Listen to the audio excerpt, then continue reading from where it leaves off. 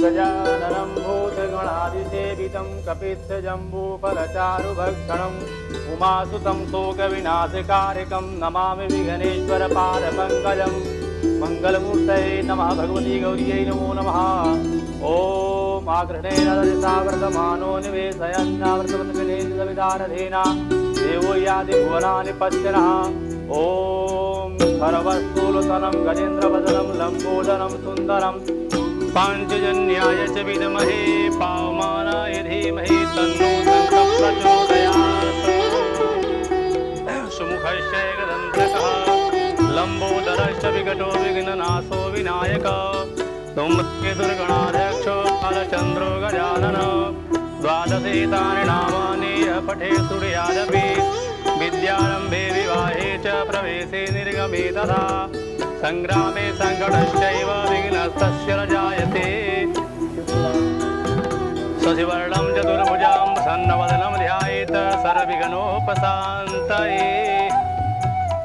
पाञ्चजन्याय च विद्महे पावमानाय धीमहि तन्नो शङ्खः प्रचोदयात्।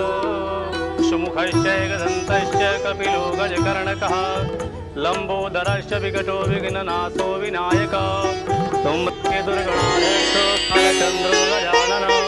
द्वादशेतानि नामानि यः पठेत् शृणुयादपि विद्यारम्भे विवाहे च प्रवेशे निर्गमे तथा संग्रामे संकटश्चैव विघ्नस्तस्य न जायते। पंडित जी, ये कन्या के पिता ने शंख में जल भरकर कन्या के हाथ पर जल छोड़ा और उसके बाद उसके माता पिता ने उसके चारों ओर चक्कर काटे, तो क्या इससे ये कन्या का कन्यादान हो गया? बिल्कुल। कन्यादान के जिस पवित्र भाव से ये जल डाला गया है उसका प्रभाव वधू और वर के भावी जीवन पर पड़ता है। अब कन्यादान की उच्च परंपरा हमारे ही देश में है और जगह तो कन्या की बिक्री होती है। लेकिन ये जो कन्या के हाथ पर घास रखी गई, इसका क्या मतलब है? वो घास नहीं है अमर बाबू, वो दुर्वा है। उस वजह से ममता बिटिया और संजय भैया का भावी जीवन भी हरा भरा हो जाएगा। दुर्वा रखने का यही उद्देश्य है।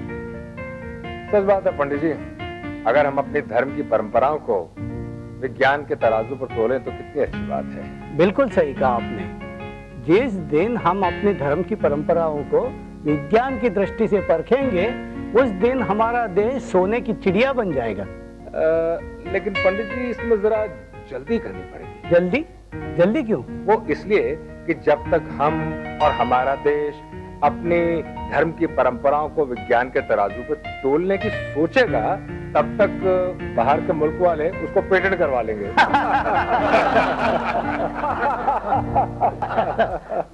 बिल्कुल सही कहा आपने।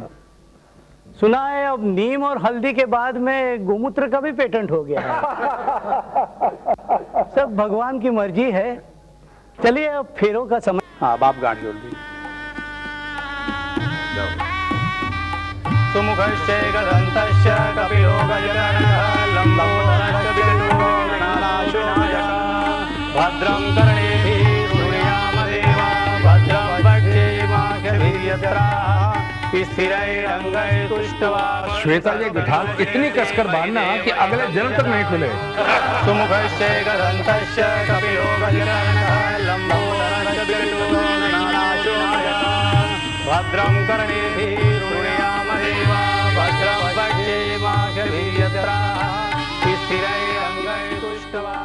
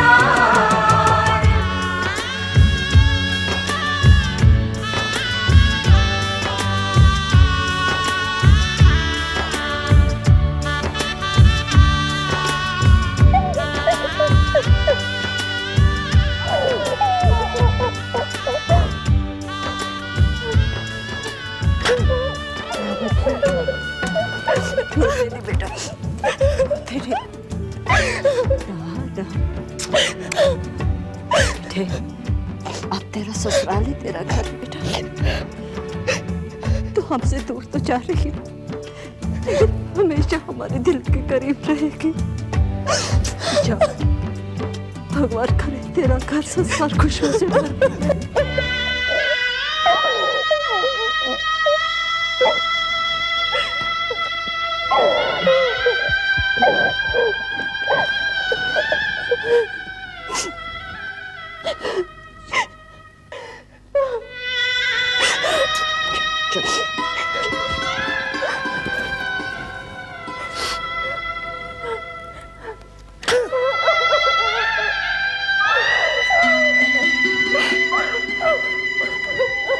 बेटी, तेरा ये गरीब बाप और तो कुछ नहीं कर सकता बेटी। इस मिट्टी के मटके में तेरे मायके की मिट्टी है, तेरे मायके का पानी है। अब तुझे उस घर की इज्जत और इस घर की लाज दोनों को ही संभालना है बेटी। अपने घर परिवार को एक आदर्श घर संसार बनाना, ताकि सारा संसार ये कहे ये शशिका।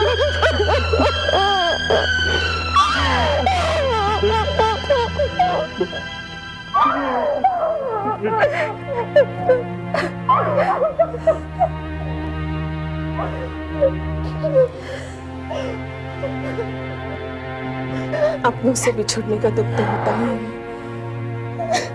पर ममता आपके एकदम पास है। आप जब भी चाहो उसे मिल सकते हैं।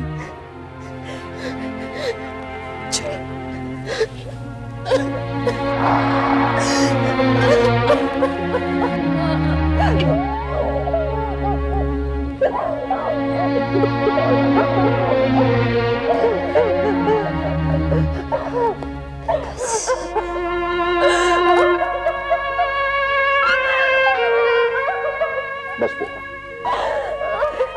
बस बेटा, बस बेटा।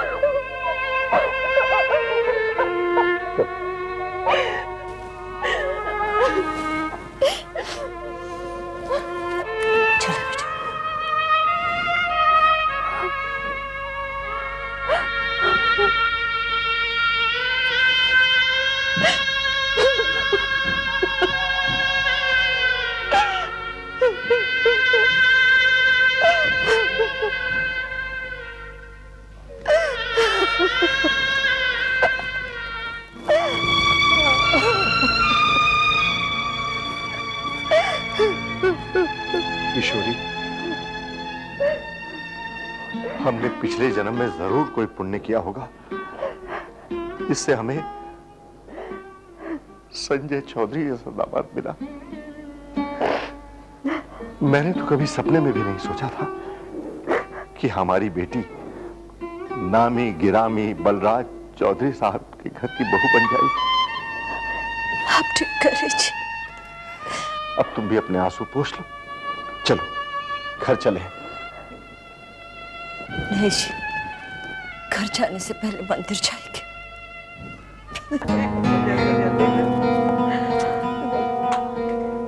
क्या हुआ नेहा? देखिए ना बुआ, चाचू की कार तो हमसे पहले चली थी, पर हमें उनसे पहले आ गए। चाचू कहाँ है बुआ? बेटा, चाचू मंदिर जाकर आएंगे। तुम्हें नींद आ रही है? पूरी रात भर जागी है, नींद तो आएगी ही ना। श्वेता, इसे अपने कमरे में सुला। गृह प्रवेश की रस्म भी करनी है ना, जल्दी आ। गोपाल, हाँ जी भाई, सारी तैयारी जल्दी करो। हाँ। अभी आ जाते हैं वो लोग। हाँ, अभी तैयारी कर देता हूँ।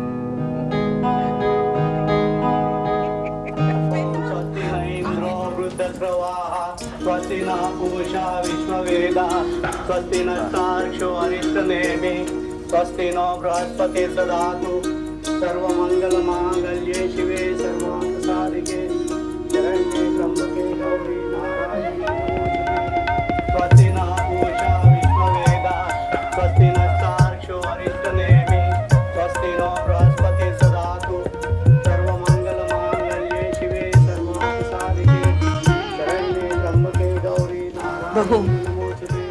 ये पवित्र जल है। जिस तरह ये जल हर चीज के साथ घुल मिल जाता है, उसी तरह तुम इस परिवार के हर सदस्य के साथ घुल मिल जाओ। इस विधि की यही मान्यता है।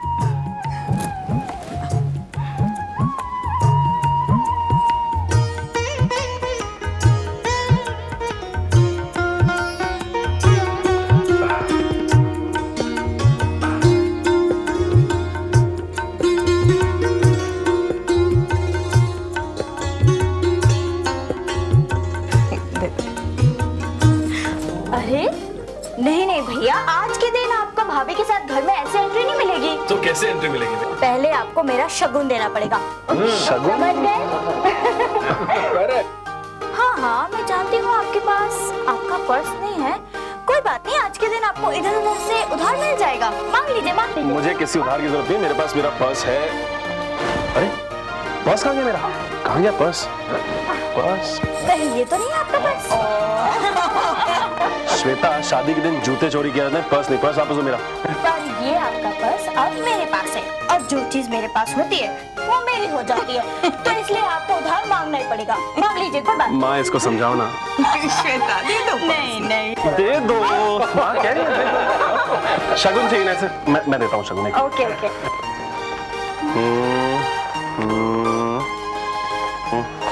चलो 400 रुपये और क्या, इतना शगुन का? अरे आओ बहू।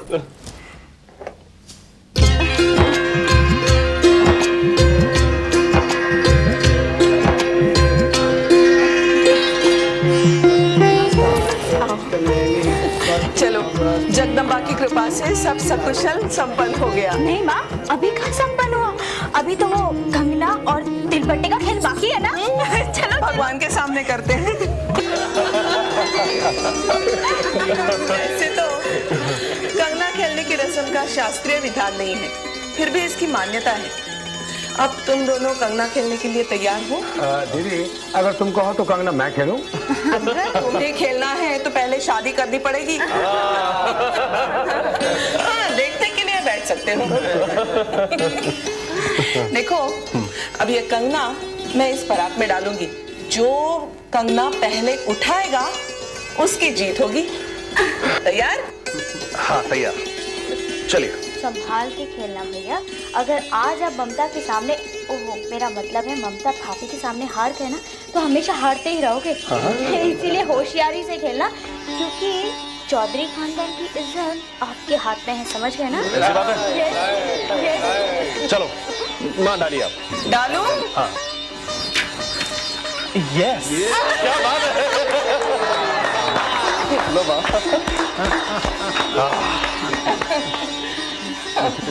अब आप डालिए। मैं तो अपनी बहू को जिताऊंगा।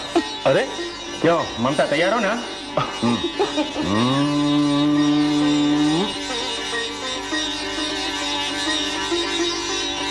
अरे ये गलत बात है मैम, इन्होंने ममता की तरफ फेंका, सबने देखा ये। तुम्हारी तरफ कंगन फेंका था, तब तुम्हें चीटिंग दिखाई नहीं दी।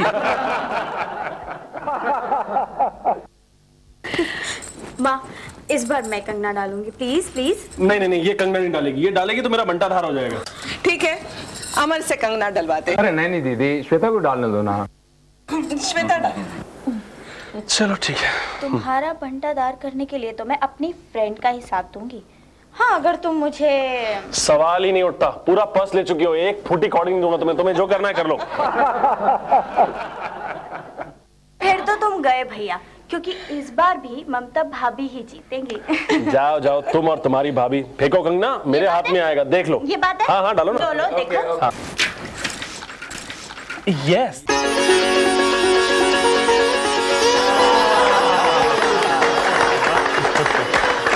न संजय जीता न ममता हारी। हमारी शादी में भी ऐसे ही हुआ था, नहीं? यही तो पैर की निशानी है। माँ दुर्गा की कृपा से तुम दोनों के प्यार की बेल इसी तरह चढ़ती रहे, चढ़ती रहे। अरे दीदी, अब तिलबट्टे का खेल शुरू करोगे तो भूल गई? भाई ममता के साथ मैं भी तिलबट्टे खेल कर उसे मुंह दिखाई का शगुन देना चाहता हूँ। रस्म को भूला नहीं जाता। श्वेता, वो तिल की थाली कहाँ है? दे बेटा दे।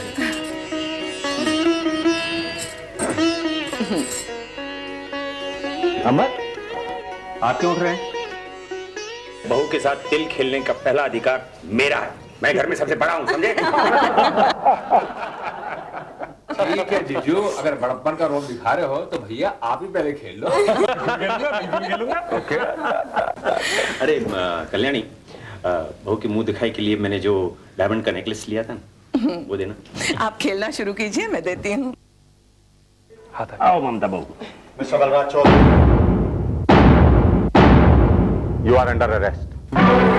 आपकी गिरफ्तारी का वारंट है मेरे पास।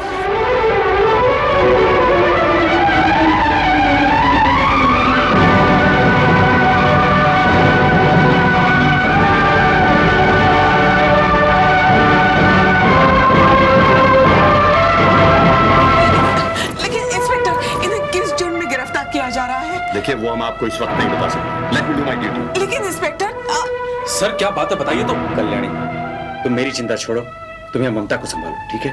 चलिए इंस्पेक्टर। चलिए। अरे सर, इस तरह कैसे ले जा सकते हैं आप सब? आइए।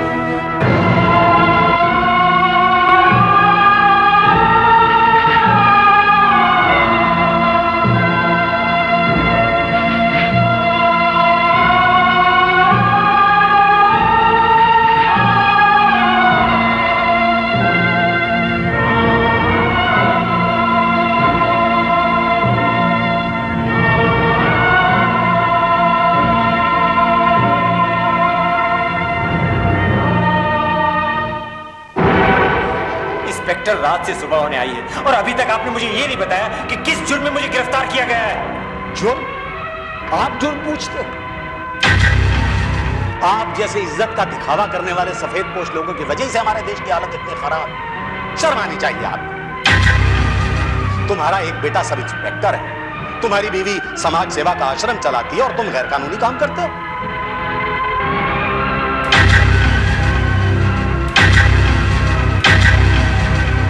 दुनिया की आंखों में धूल झोंकने का बड़ी चालाकी से सारा ताना बाना बनाया आपने। या क्या कह रहे हैं इंस्पेक्टर? मेरी तो कुछ समझ में नहीं आ रहा।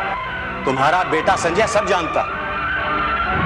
यहां गिरफ्तार होकर आने वाला हर अपराधी यही कहता है कि उसकी समझ में कुछ नहीं आ रहा, मगर पुलिस सब समझाना जानती। लेकिन सर। Shut up! तुम इस वक्त ड्यूटी पर नहीं हो संजय चौधरी, और अगर होते भी तो इस केस के दौरान हम तुम्हें यहां खड़े भी नहीं रहने देते। मुझे तो लगता है बलराज चौधरी के क्राइम में भी तुम्हारा हाथ। सर, आप मुझ पर गलत आरोप लगा रहे हैं। तुम तो ये भी कहोगे कि मैंने तुम्हारे पापा को भी गलती से गिरफ्तार किया है। Relax relax inspector. देखिए, आपने जो किया वो आपका फर्ज था। हम केवल इतना जानना चाहते हैं कि हमारा गुनाह है क्या। गुनाह आपका नहीं, मिस्टर बलराज चौधरी का है अमर साहब। चौधरी साहब और मेरे में कोई फर्क नहीं। Can you kindly tell me, इन्होंने ऐसा कौन सा गुनाह किया है जिसकी वजह से आपने इन्हें गिरफ्तार किया? बलराज चौधरी की कंपनी बलराज एंटरप्राइजेस गारमेंट्स का जो माल बैंकॉक को बेचती थी, क्राइम डिपार्टमेंट की निशानदेही पर पुलिस ने उस माल को चेक किया, तो उस माल में हमें ब्राउन शुगर, अफीम, कोकीन, हेरोइन जैसी चीजें गैर कानूनी बरामद हुई।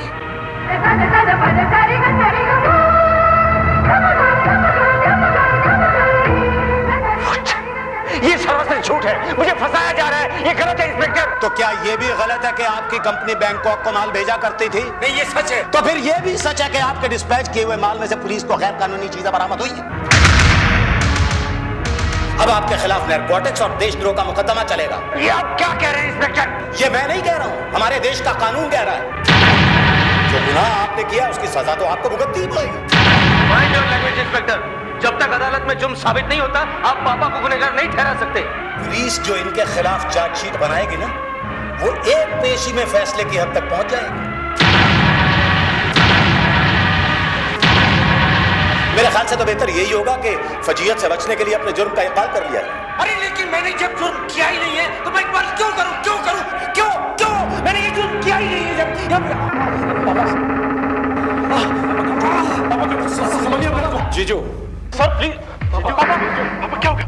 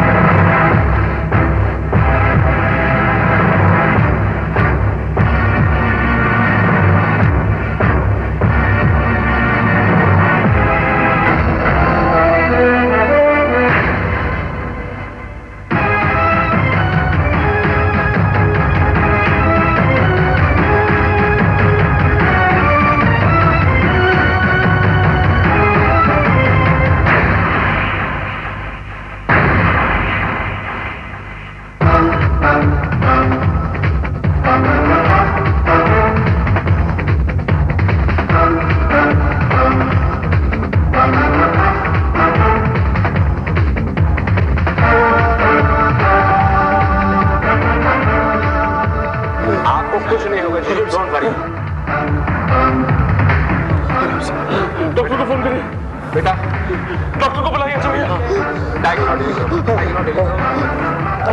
रिलैक्स डॉक्टर साहब, पापा की तबीयत बहुत खराब है, फिर डॉक्टर के पास ले जाना होगा। आप पब्लिक प्रोसिक्यूटर हैं मिस्टर चौधरी, आप कानून को अच्छी तरह से खुद समझते हैं। देखिए, हम बिना मेडिकल चेकअप या मजिस्ट्रेट ऑर्डर्स के उन्हें कहीं भी जाने की इजाजत नहीं दे सकते। कानून भावनाओं के सहारे नहीं चलता। I am sorry. Okay relax. Doctor Das को फोन करो। विजय, डॉक्टर दास को फोन करो। अंकल मैं अभी आया। हाँ पापा take care. Don't worry, don't worry, don't worry, don't worry, don't worry. Relax, एक सेकंड। इंस्पेक्टर साहब, इस वक्त इन्हें मेडिकल हेल्प देना बहुत जरूरी है। It is under human rights. Please आप पुलिस के रजिस्टर डॉक्टर को फौरन फोन कीजिए प्लीज। Okay mister, okay. किसी का भी फोन नहीं आया। अजय, विजय, संजय, अमर सब वहां है, किसी ने फोन नहीं किया। माँ जी अब क्या होगा? परेशान मत हो, सब ठीक हो जाएगा। माँ, मुझे तो लगता है पापा को किसी ने झूठी साजिश में फंसाया है।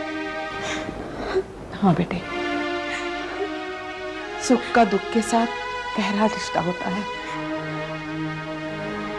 आज फिर एक बार सच्चाई का इम्तिहान देने की घड़ी आ गई है, और मुझे मालूम है जीत सच्चाई की ही होगी। सब ठीक हो जाएगा बस। डॉक्टर की तबीयत कैसी है? Doctor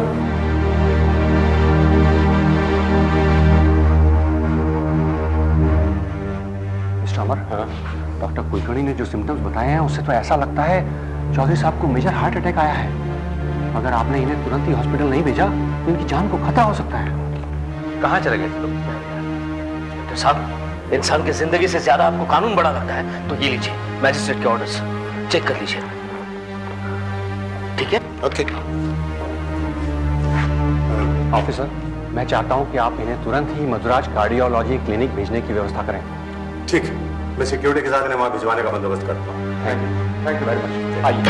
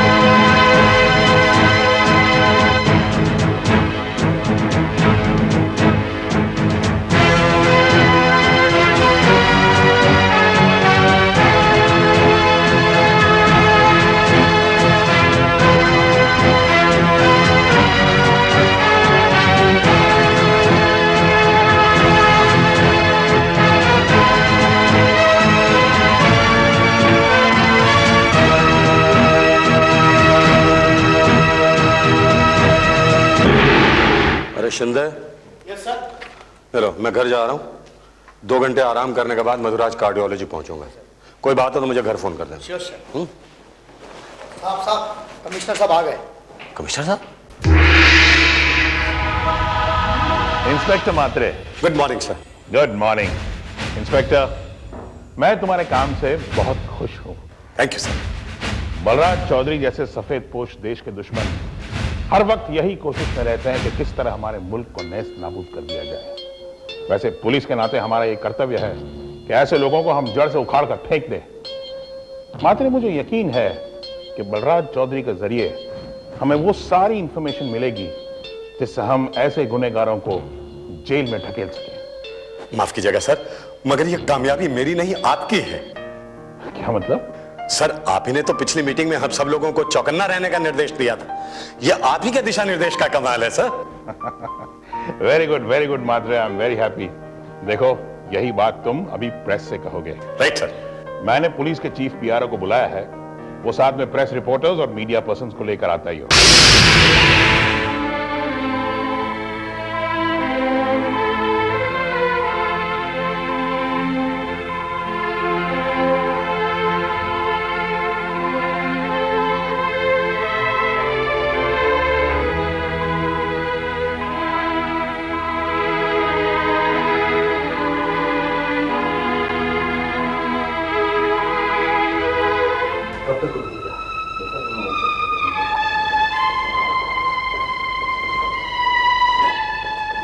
be patient.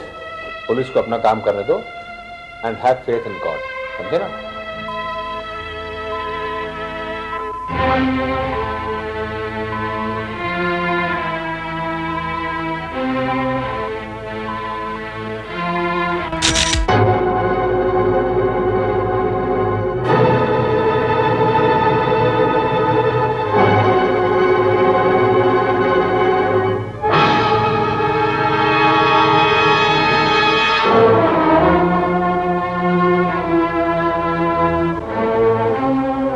पुलिस को पूरा यकीन है कि बलराज चौधरी के जरिए हम उन सारे गुनहगारों को पकड़ पाएंगे जो हमारे मुल्क में ब्राउन शुगर, चरस, अफीम, गांजा, LSD, हेरोइन, इन सब ड्रग्स का स्मगलिंग करते हैं। लेकिन हमारी इन्वेस्टिगेशन अभी अभी शुरू हुई है।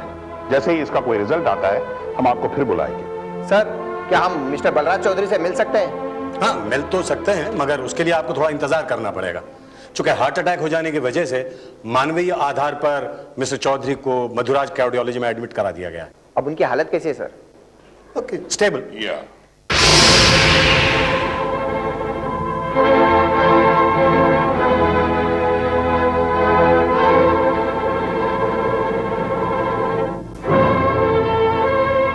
डॉक्टर पापा की तबीयत कैसी है? सॉरी, अभी कुछ नहीं कह सकते। सीनियर कार्डियोलॉजिस्ट डॉक्टर मेहता का इंतजार कर रहे हैं। कितना इंतजार करेंगे डॉक्टर हम? एक्सक्यूज मी, आप डॉक्टर संदीप मेहता के बारे में बात तो नहीं कर रहे? यस जेंटलमैन, ये डॉक्टर संदीप मेहता के बारे में बात करें। बताइए आपका क्या?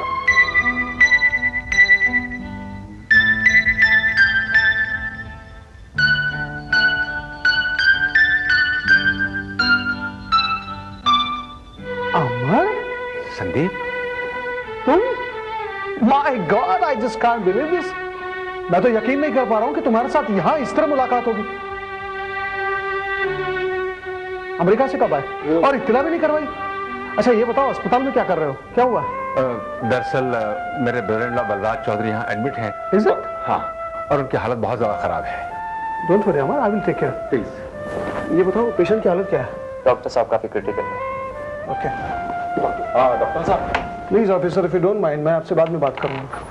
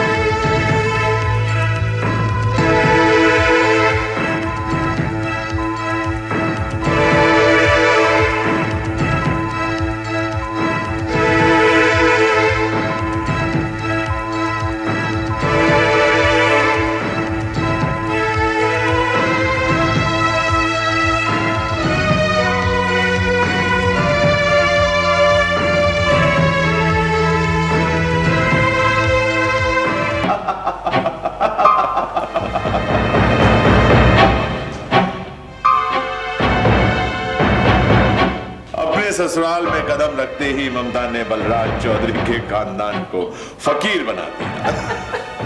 Yes papa, this is a wonderful news. लेकिन पापा, ये सब कुछ हुआ कैसे? मैंने तुमसे कहा था ना बेटी कि ये सब कुछ अपने आप हो जाएगा, सिर्फ वक्त का इंतजार करो। नहीं नहीं पापा, ये सब कुछ अपने आप नहीं हुआ है। इसके पीछे आपका मास्टरमाइंड जरूर है। यू ग्रेटेस्ट सिंपली जीनियस पापा। बेटी, अब तो तुम्हें अपने पापा की ताकत पर भरोसा है। अगर तुम और तुम्हारी माँ मेरे आड़े ना आई हुई होती तो मैंने बलराज चौधरी के खानदान को कब का ठिकाने लगा चुका। वैसे भी पापा, अब उस घटिया खानदान में बचा ही क्या है? तुम ठीक कह रही हो बेटी। उस ऊंची नाक वाली की नाक तो नीची हो गई। कल तक तो केवल शकील फंसा था और आदित्य ने उल्टा सीधा मुकदमा लड़कर किसी तरह उसे बाइज्जत बरी करा दिया। लेकिन इस बार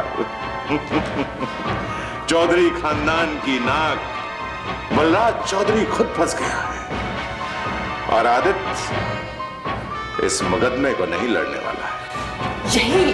यही तो मैं कहना चाहती हूँ पापा। आदित्य जीजू अगर ये केस जीत जाते हैं और अगर उन्होंने बलराज चौधरी को बाइज्जत बरी कर दिया तो आपकी के किराए पर पानी फिर सकता है।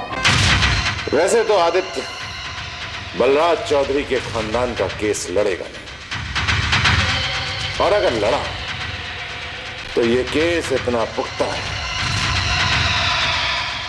कि आदित्य तो क्या, दुनिया का बड़े से बड़ा वकील बलराज चौधरी को फांसी के फंदे से नहीं बचा सकता।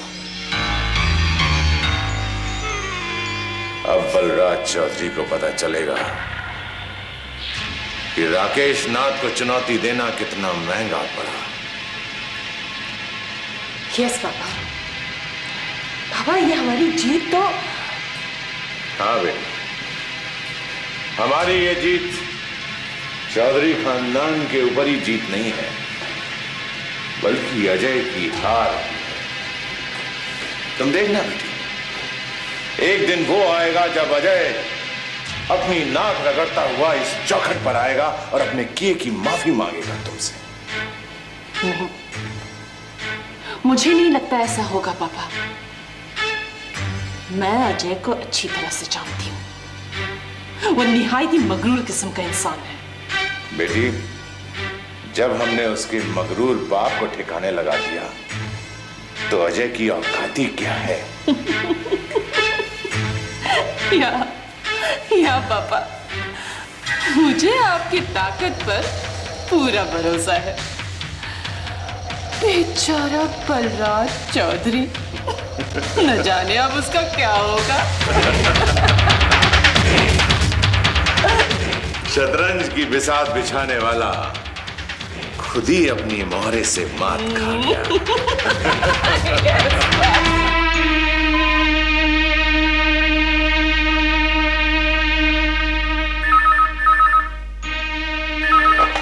हेलो हेलो, श्वेता बेटी, मैं अमर बोल रहा हूँ। हाँ अंकल। देखो बेटी, इस समय हम लोग मधुराज कार्डियोलॉजी क्लिनिक में हैं। तुम्हारे पापा को हार्ट अटैक पड़ा है। क्या? चिंता की कोई बात नहीं, सब ठीक है। तुम कल्याणी दीदी को लेकर यहाँ आ जाओ।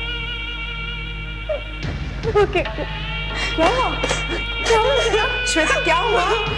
अरे रो क्यों रही है श्वेता? क्या हुआ बताओ। पापा को हार्ट अटैक आया है। मधुराज कार्डियोलॉजी में एडमिट किया। मैं अभी इसी वक्त चला। माँ जल्दी चलो। माँ जी मैं भी चलती हूँ आप लोगों के साथ। नहीं बेटा, तुम्हारा वहाँ आना ठीक नहीं है। देखो तुम यहाँ इंतजार करो, हम तुम्हें फोन कर देंगे, ठीक है?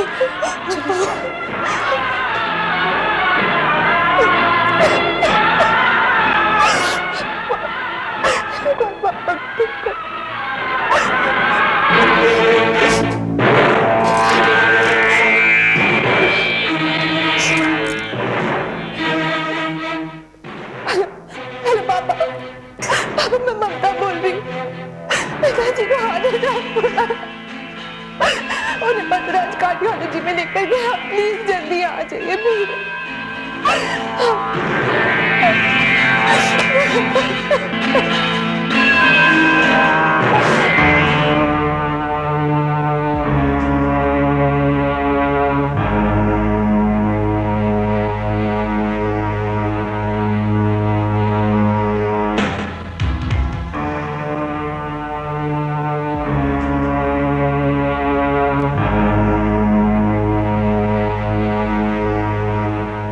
दब लाओ। जय भैरव। मैं विजय बोल रहा हूँ। मालूम है, सब कुछ पता चला मेरे को। बहुत अफसोस हुआ सुनकर। मैं तुझे खुद फोन करने वाला था, लेकिन तेरे पे वक्त इतना खराब चल रहा है ना विजय, मैंने सोचा कि मैं फोन ना ही करूं तो अच्छा है। मैं तुझसे मिलना चाहता हूं अर्जुन। नहीं, इस वक्त आपके पास आना मुमकिन नहीं है। अच्छा ये बताओ कि पिताजी की तबीयत कैसी है?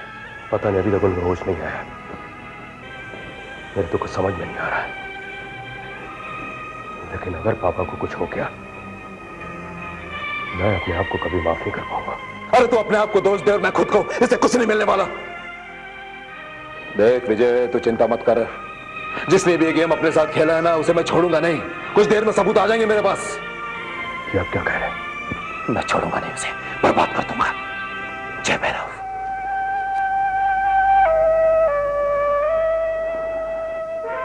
मैं जानता हूं इस समय तू क्या सोच रही थी ना, यही ना जिस बात के लिए तू मुझे रोक रही थी, आखिर वही बात हुई। लेकिन तू चिंता मत कर, तेरा भाई है। मैं विजय और उसके खानदान को बाइज्जत बरी करवाऊंगा, और इसके लिए चाहे मुझे किसी को टपकाना भी पड़े तो भी मैं टपकाऊंगा।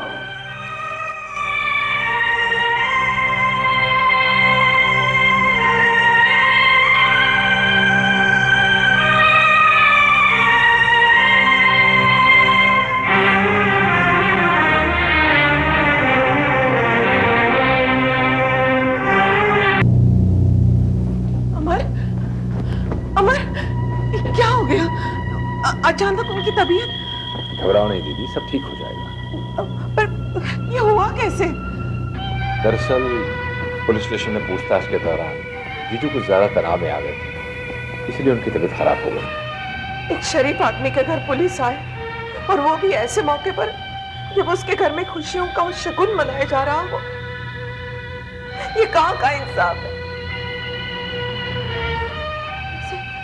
उन्हें ज्यादा खतरा तो नहीं है ना? हल्का सा अटैक है, पर चिंता मत करो। वैसे भी दीदी, जिस औरत का निश्चल प्रेम विश्वास उसके पति का रक्षा कवच बन चुका हो, जिस आदमी की तुम जैसी नेक पत्नी हो, उसे तो भगवान भी खतरे में नहीं डाल सकते। दीदी, मुझे पूरा विश्वास है कि तुम्हारा विश्वास ही जीजू को बिल्कुल ठीक कर देगा। एक कैसी बदनसीबी हमारा पीछा कर रही है। घर में बहू की डोली आई, थोड़ी खुशी मिली ही थी कि रोकर अपने आप को कमजोर मत करो दीदी। तुम्हारा विश्वास ही जीजू को नई जिंदगी और इन बच्चों को हौसला देगा। नहीं क्यों, मुझे बहुत डर लग रहा है। तुमने जिंदगी में बड़ी से बड़ी मुश्किलों का सामना किया है, और तुमसे ही दीदी इस घर में पूरा संसार सकता है। इस तरह आंखों में आंसू लिए जीजू से मिलोगी तो वो क्या सोचेगी? हाँ? अपने आप को संभालो। मुझे उनसे मिलना है। दीदी, फिलहाल डॉक्टर ने उनसे मिलने के लिए मना किया है। आओ, तुम यहां आराम से बैठो।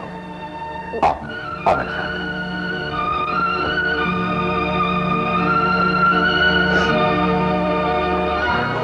कुछ देर इंतजार करो, उनसे जरूर मुलाकात हो जाएगी।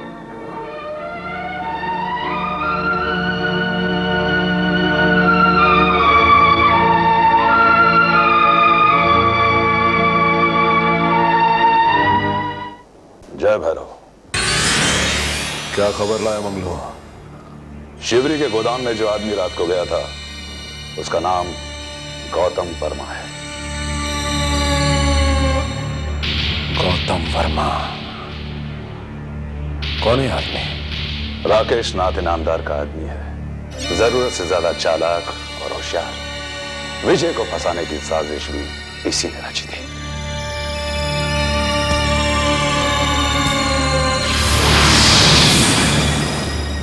टपका दे उसे। टपक गया समझा। और हाँ, वो विजय के ऑफिस में काम करता है ना, डिस्पैच डिपार्टमेंट में। क्या नाम उसका? श्रीवास्तव। उसे किडनैप करके यहां लिया। कहो तो उसका भी टिकट कटवा दूं। भाई उसको सिर्फ किडनैप करके इधर ला। जब तक हालात कंट्रोल में नहीं आते तब तक वो हमारे कब्जे में रहेगा।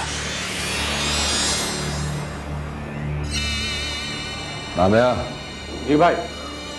शिवरी गोदाम का क्या हाल? भाई हमने गोदाम से सभी गैर कानूनी चीजें हटा दी हैं। अच्छा है, अपने आदमियों को भी वहां से हटा दे। जी भाई। मुझे विजय चौधरी को किसी भी हालत में बचाना है और मैं उसे बचा कर रहूंगा। मुझे आपसे कुछ बात करनी है। आमिया। जी डावला भाई। जाओ तुम लोग। ठीक है भाई। बोल मंगला। इस मैटर में हमारा सीधे सीधे पंगा राकेश नाथ के साथ हो जाएगा। तो क्या? अरे मेरे 3 करोड़ का नुकसान हुआ है। तो जानता है 3 करोड़ कितना होता है? जानता है तो? इस नुकसान की भरपाई कौन करेगा?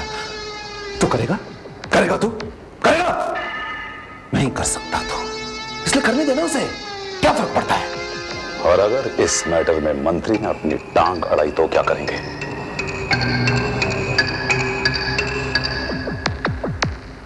बहुत शाना बनता है,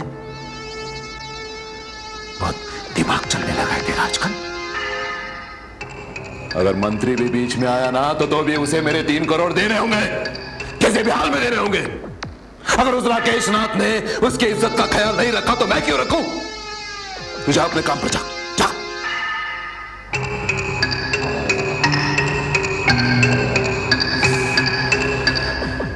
मंत्री।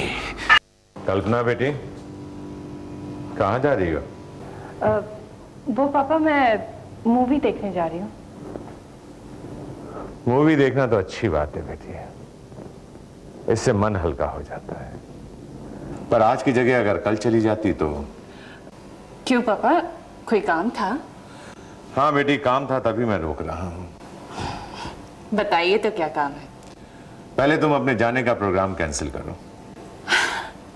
ओके पापा, मेरा प्रोग्राम कैंसिल। अब बताइए क्या काम है? बेटी, बलराज चौधरी मधुराज कार्डियोलॉजी में जिंदगी और मौत के बीच लड़ रहा है।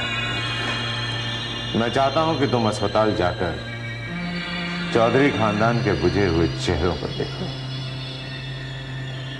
मैं तो खुद वहां जाना चाहती थी पापा, पर आपसे इजाजत नहीं ली थी ना, इसलिए नहीं गई अब तक। अगर आप कहते हैं तो मैं आदित्य के साथ चली जाऊंगी। नहीं बेटी, तुम्हें आदित्य के साथ जाने की कोई जरूरत नहीं। वहां जाकर तुम्हें कुछ कहना नहीं है, सिर्फ देखना है और देखकर अपने कलेजे में लगी हुई आग को ठंडक पहुंचाना है। मन तो मेरा भी है कि संस्कारों और आदर्श की ऊंची ऊंची बात करने वाली कल्याणी देवी के आंखों में आंसू देखो, पर अभी मेरा वक्त नहीं है बेटी। ऐसे मौके बहुत सारे हैं, इस वक्त तुम जाओ।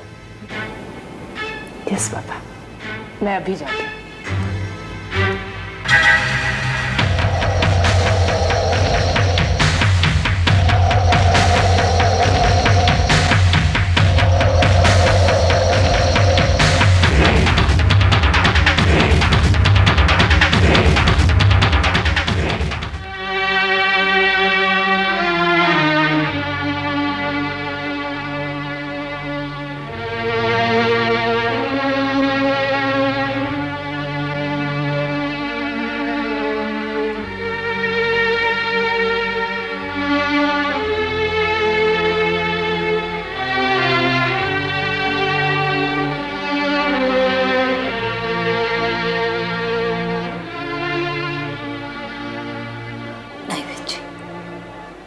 सब्र रखिए, सब ठीक हो जाएगा।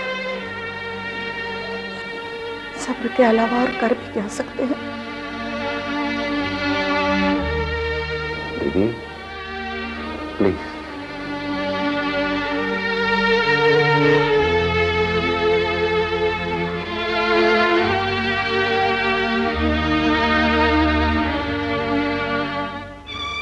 अमर बाबू, ये सब क्या हो गया? शुक्ला जी, बात तो हमारी समझ में नहीं आ रही है। बेहोश होने से पहले जीजू लगातार पुलिस के आरोपों से इनकार करते रहे।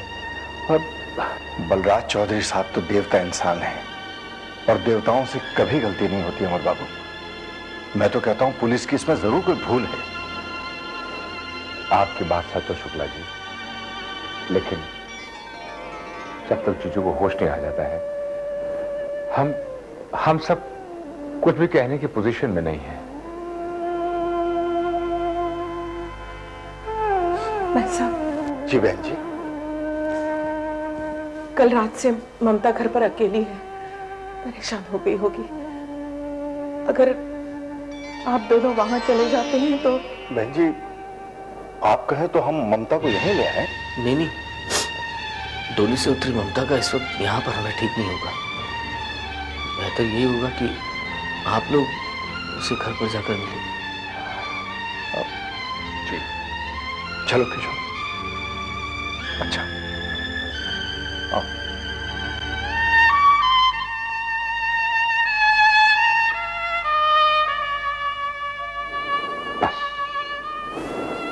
बस दीदी, बस।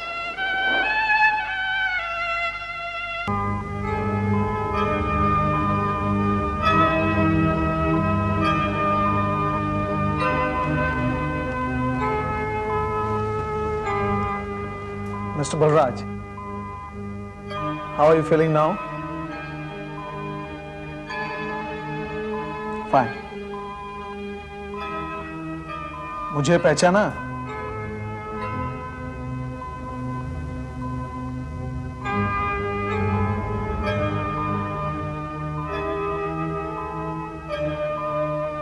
नहीं, प्लीज प्लीज रहने दीजिए।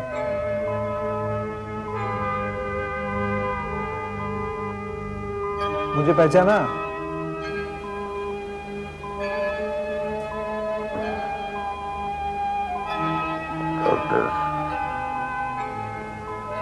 Doctor Sandeep Mehta, correct. अमर का दोस्त और नैना का भाई। Very true. आपकी याददाश्त की तारीफ करनी होगी मुझे। रिलैक्स प्लीज, रिलैक्स, सब ठीक हो जाएगा। डॉक्टर, डॉक्टर मुझे विजय से मिलना है, बहुत जरूरी काम है, प्लीज। जरूर मिलना। आप पहले ठीक हो जाओ, बाद में सबसे मिलेंगे हम, ठीक है? नहीं डॉक्टर, मुझे मेरे पास इतना वक्त नहीं है। मैं उसके ठीक होने तक इंतजार नहीं कर सकता। प्लीज मुझे मेरे विजय से मिलवा दीजिए, please doctor Sandeep, please. Okay okay, relax.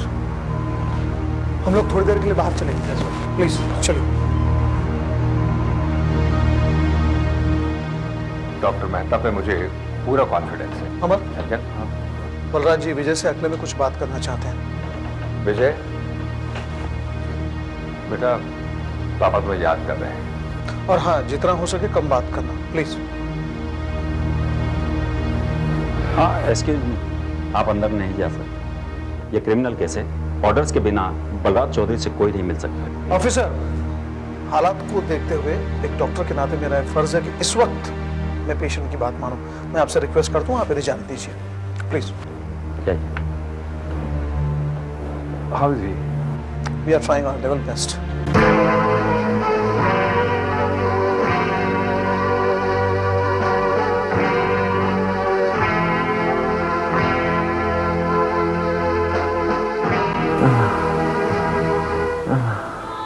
पापा,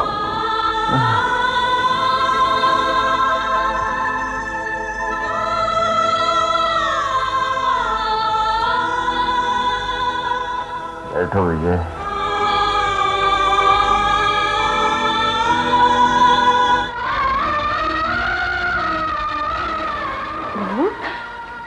देखा माँ जी, मेरे यहाँ कदम पड़ते ही पापा को होश आ गया।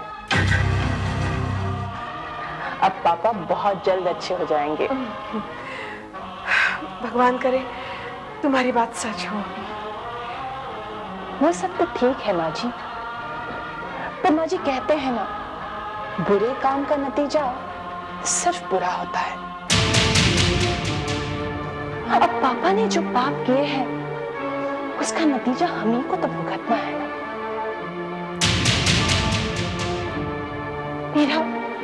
मेरा विश्वास नहीं करेंगी आप, पर मेरे पापा ने मुझे बहुत पहले इन सब गोरख धंधों के बारे में बताया था।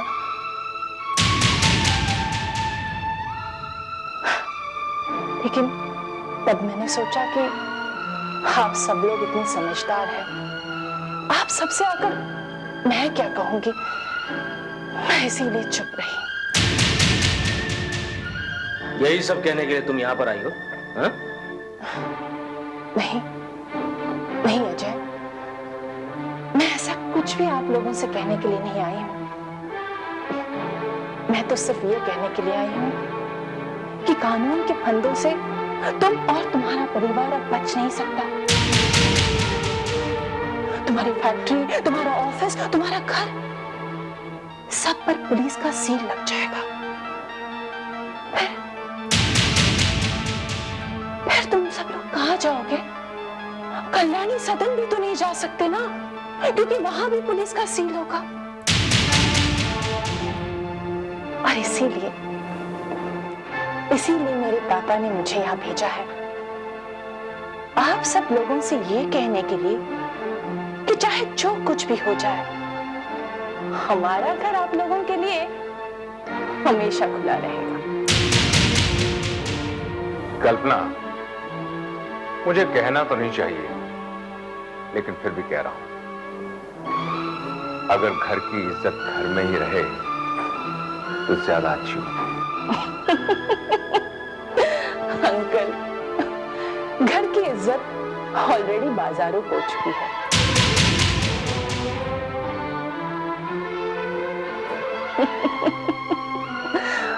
ऊंचे ऊंचे आदर्शों का ढिंडोरा पीटने वाला चौधरी खानदान, आज सारी दुनिया इस खानदान पे थूक रही है। वैसे मैंने आफ्टरनून पेपर्स में भी कुछ उल्टा सीधा पढ़ा था। Very bad. कल्पना, अगर तुम्हारे दामन पर तुम उल्टी सीधी बातों का दाग नहीं पड़ने देना चाहती हो तो चुपचाप यहां से चली जाओ। Get out. Get out rubia. आहा, ओके अजय, कूल इट भाई, मैं तो चली ही जाऊंगी, लेकिन तुम अपना ख्याल जरूर रखना। Bye bye everybody.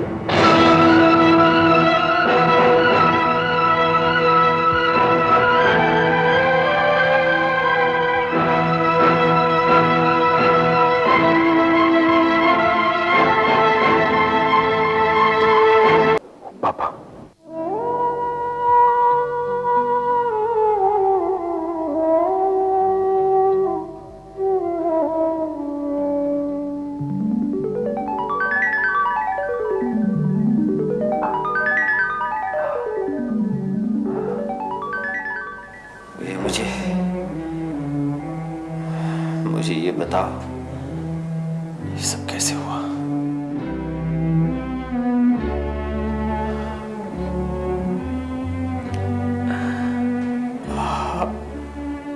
देखो विजय,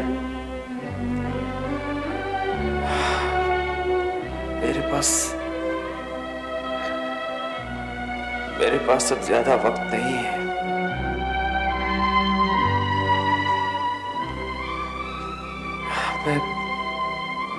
मैं नहीं चाहता कि मेरे जाने के बाद तुम लोग किसी मुसीबत में पड़ो।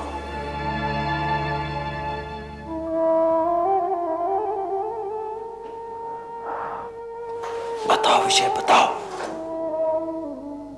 ये सब कैसे हुआ? कैसे?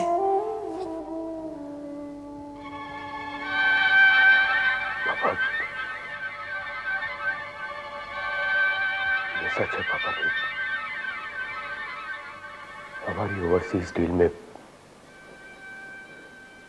गैर कानूनी माल भेजा गया।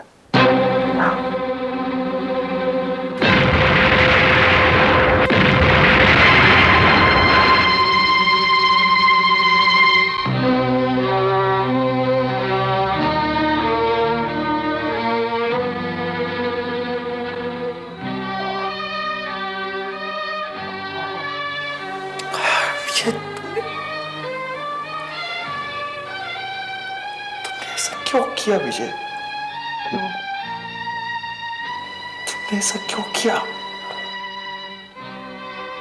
मैं क्या करता पापा?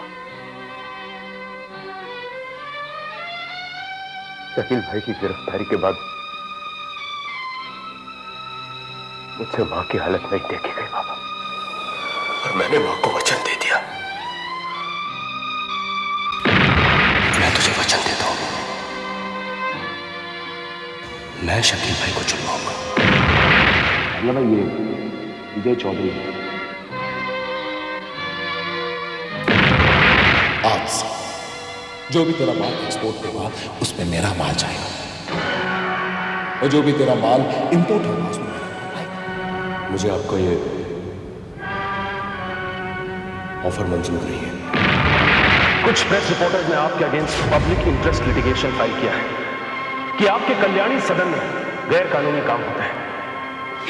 ये नहीं हो सकता। मैं बेसहारों को सहारा देती हूँ, ये मेरा जुर्म है। मैं अनाथ बच्चों को पालती हूँ, ये मेरा अपराध है। नहीं नहीं, ये नहीं हो सकता। ये नहीं हो सकता। ये नहीं हो सकता। मुझे आपका सौदा मंजूर है। जिस प्लेन पर हमारा माल जा रहा था वो क्रैश हो चुका है। तुम एक काम करो, एक बार फिर हमारा माल अपने बाप की। नहीं ढाका भाई, ये काम मैं अब दोबारा नहीं कर सकता। ये काम दोबारा करना ही होगा विजय, क्योंकि मेरा माल अपना पार्टी तक नहीं पहुंचा। पार्टी तक जब तक माल नहीं पहुंचेगा वो मुझे परेशान करेगी, और अगर वो पार्टी मुझे परेशान करेगी तो मैं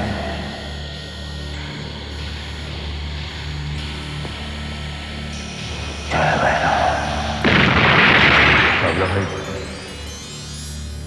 मैंने तय कर लिया है, आज के बाद मैं आपको इस काले धंधे में आपकी काफी कोई मदद नहीं कर पाऊंगा।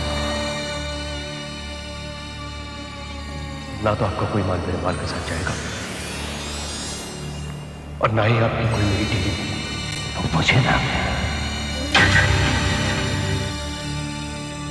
अभी तो तुम मुझे कहने थे तुम मेरी पहुंच को जानते हो। हम ये भी जानते हो चौधरी, तबला भाई इतना सुनना पसंद है। बैंकॉक के फर्म के कॉन्ट्रैक्ट को मैंने अच्छी तरह से स्टडी किया है। तुम्हारे पापा ने भी पढ़ा। ये डील करने में कोई बुराई नहीं। ठीक है, अब आप लोग जब इस कंपनी के साथ डील करना ही चाहते हैं तो मुझे कोई एतराज नहीं।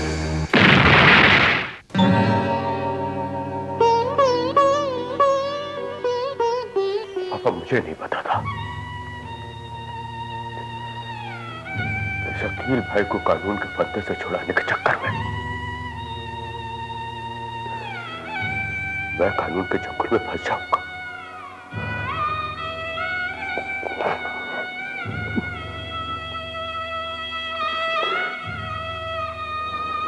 मुझसे बहुत बड़ी भूल हो गई पापा।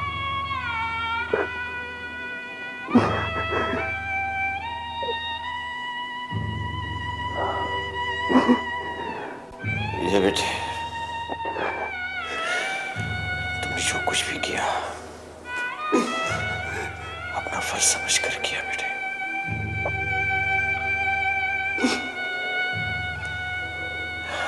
मुझे तुमसे कोई शिकायत नहीं, कोई शिकायत नहीं बेटे। रो मत, रो मत बेटे, रो मत। बस ये बात एक लंबे अरसे तक मुझसे छिपाकर तुमने बहुत बड़ी गलती की है विजय, बहुत बड़ी गलती की।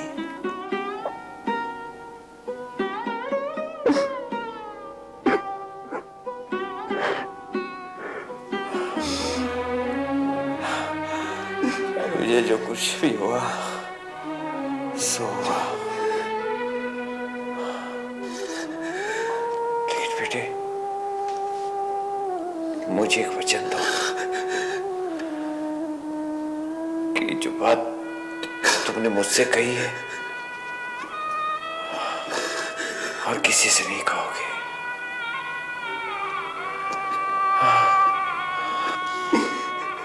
प्लीज रो मत विजय।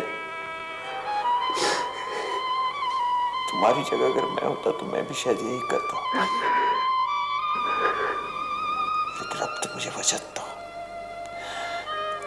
मुझे वचन दो विजय कि ये बात तुम और किसी से नहीं कहोगे,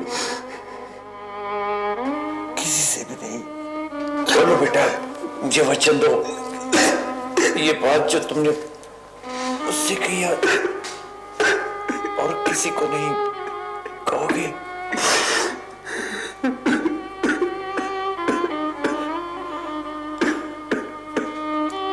विजय बेटा मुझे वचन दो।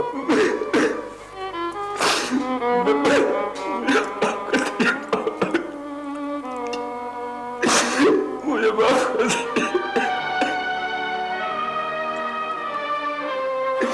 माफ किया बेटा, लेकिन ये वचन जरूर निभाना।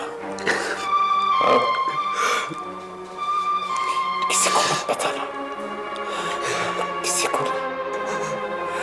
Thank you. किसी को नहीं। पापा, पापा, पापा, डॉक्टर, डॉक्टर, रिलैक्स, रिलैक्स, आप आगे प्लीज। हाँ, you will take care please. क्या यार तो नहीं जाए। My God, he is suffering from massive attack. Like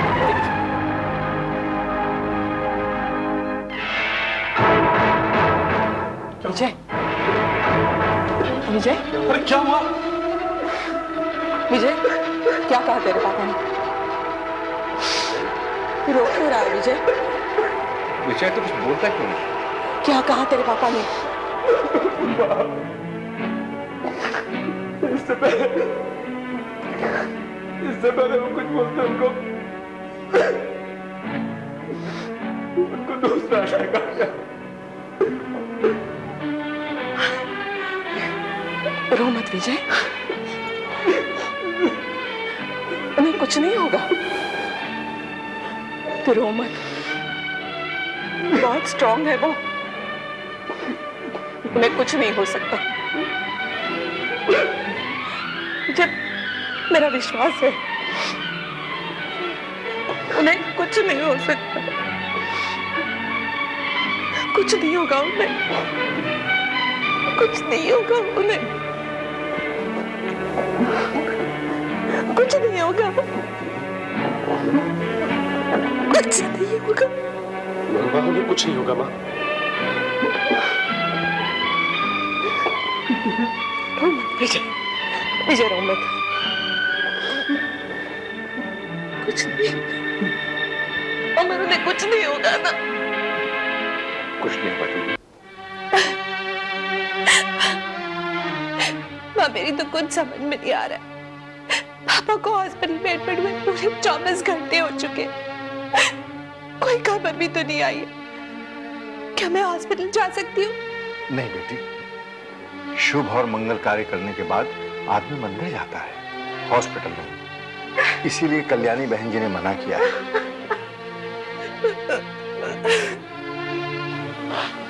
अरे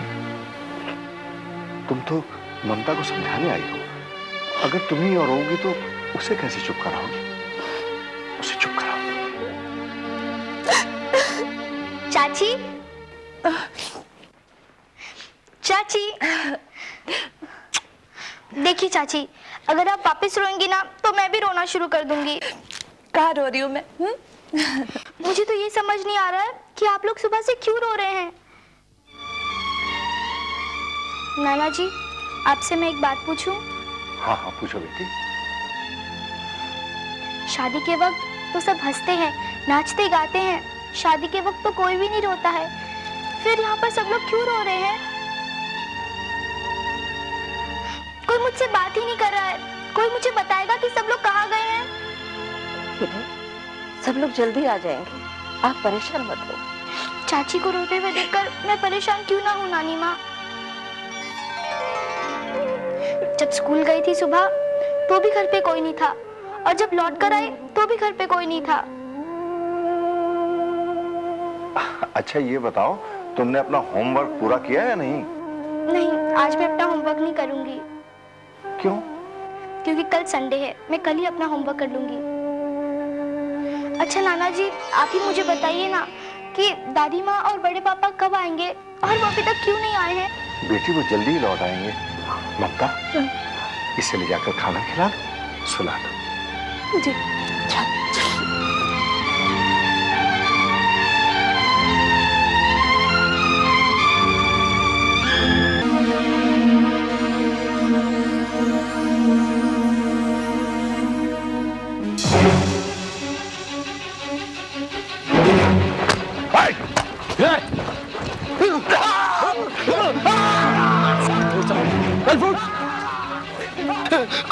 कौन है आप लोग?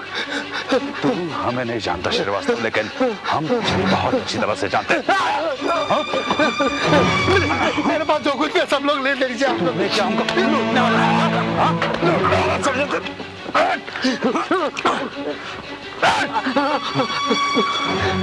लूटने वाले नहीं, हम तुझे मारने वाले हैं श्रीवास्तव।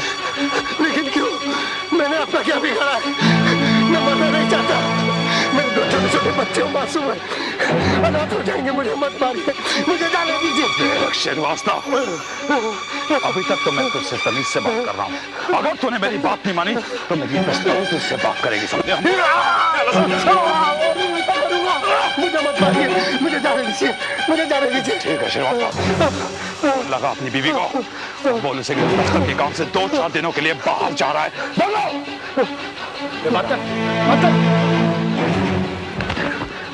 हेलो माधुरी। हाँ मैं बोल रहा हूँ। मैं ना ऑफिस के काम से 2-4 दिन के लिए बाहर जाऊंगा। मिस्टर वर्मा, अब आपको कुछ भी कहने की जरूरत नहीं है। आपने तो कमाल कर दिया। हमने आपकी कीमत दुगनी कर दी। Thank you very much sir. Mister Verma, हम तो आपके मुरीद बन गए। आपने जिस होशियारी से इस काम को अंजाम दिया है वो वाकई तारीफ का है। राकेश नाथ जी, मैं तो आपका गुलाम हूँ, और गुलाम की क्या तारीफ? तारीफ तो मालिक की हुआ करती है सर।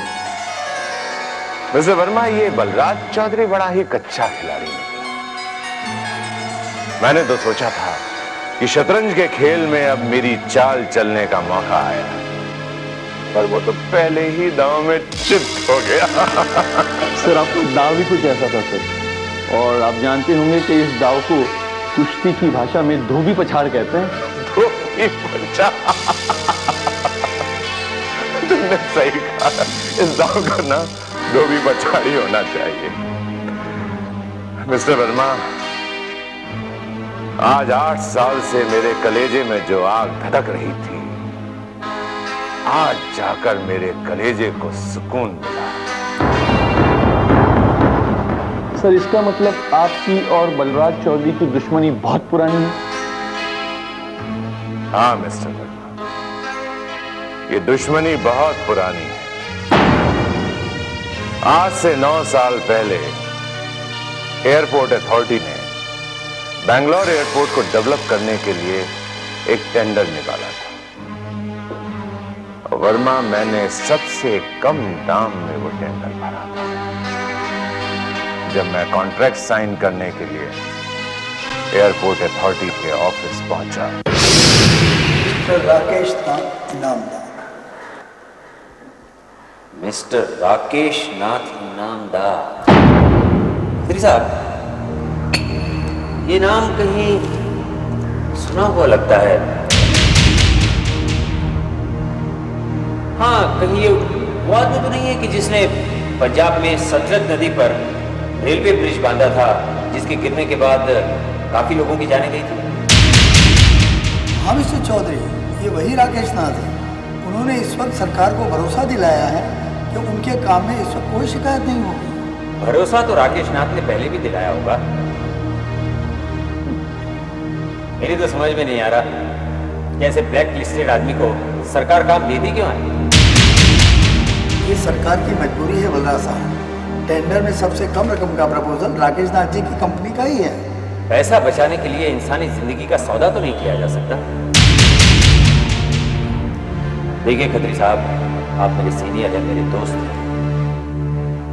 आप जैसे ईमानदार आदमी इस कुर्सी पर बैठे हुए हैं तो आपका फर्ज बनता है कि हर कॉन्ट्रैक्ट इंसानी जिंदगी की हिफाजत करने वाले कॉन्ट्रैक्टर को ही मिलना चाहिए। आप सही कहते हैं मिस्टर चौधरी। खत्री साहब, करना न करना तो आपके हाथ में है,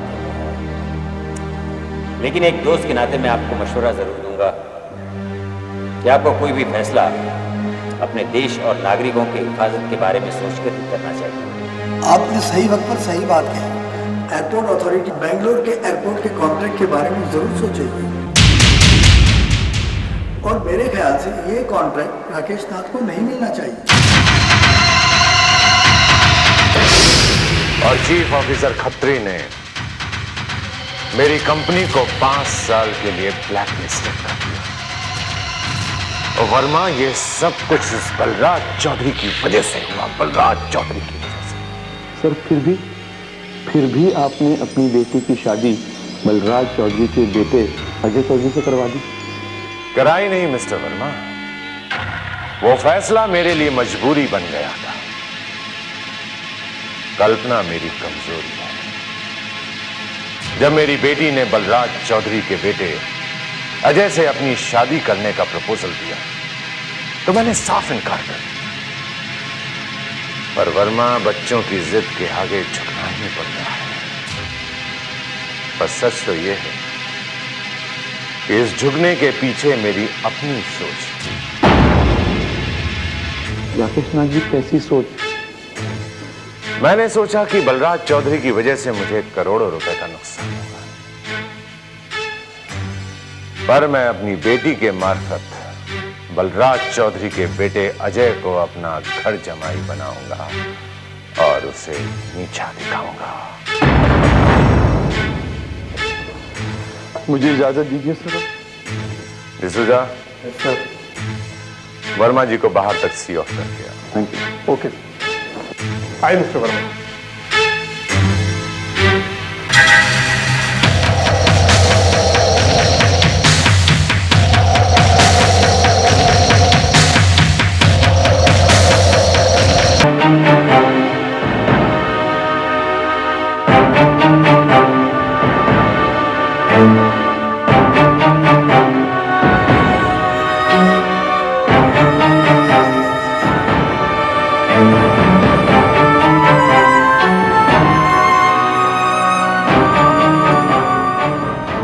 मैं आपसे कुछ कहना चाहती हूँ। मैं ये कहना चाहती हूँ कि आज तक तो सिर्फ सुना था कि इंसान पैसे के लिए अपनी हद से नीचे गिर जाता है, लेकिन आज पहली बार देख भी लिया।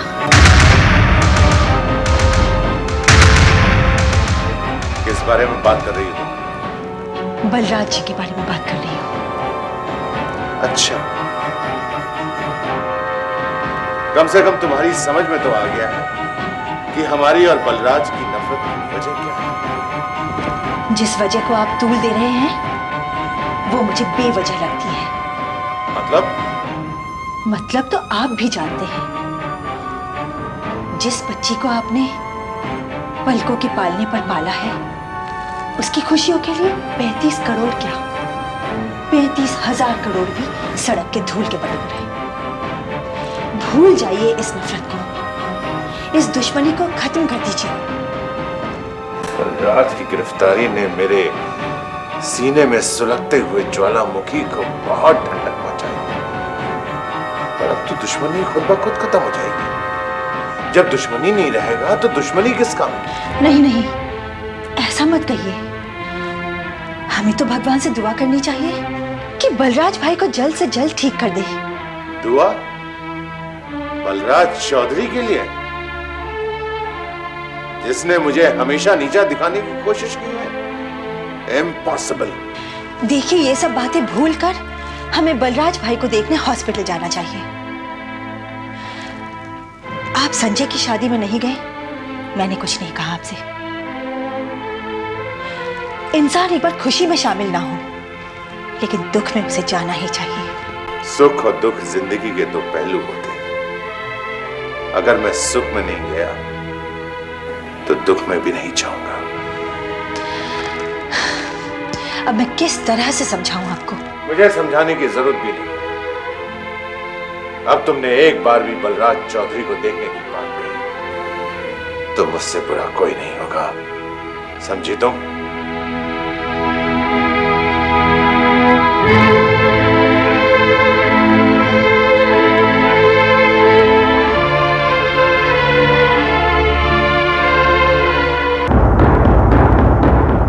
अच्छा हाँ, लास्ट टाइम मैंने आपसे एक बात कही थी, उसको एकदम ध्यान रखिएगा। I'll take care It is very important। उसके साथ एक आदमी हो रहा मंगलू भाई, मैं आता हूँ कल परसों दोबारा। Okay okay okay, see you. Okay bye, take care, bye. Manglu भाई वो आ रहा, वो आदमी गया, अभी अकेला है मंगलू भाई वो। यस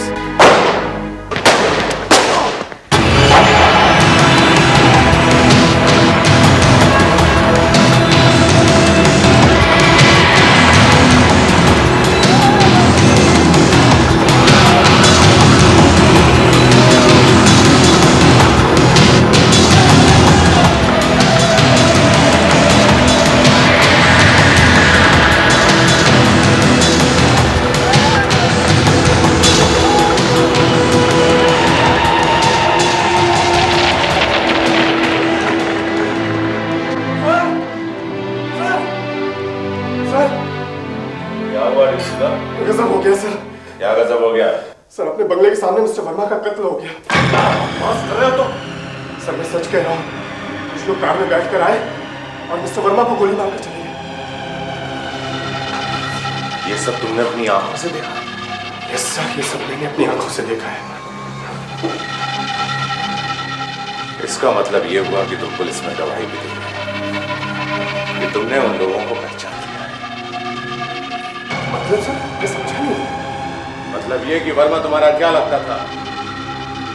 वर्मा तुम्हारा कुछ भी नहीं लगता।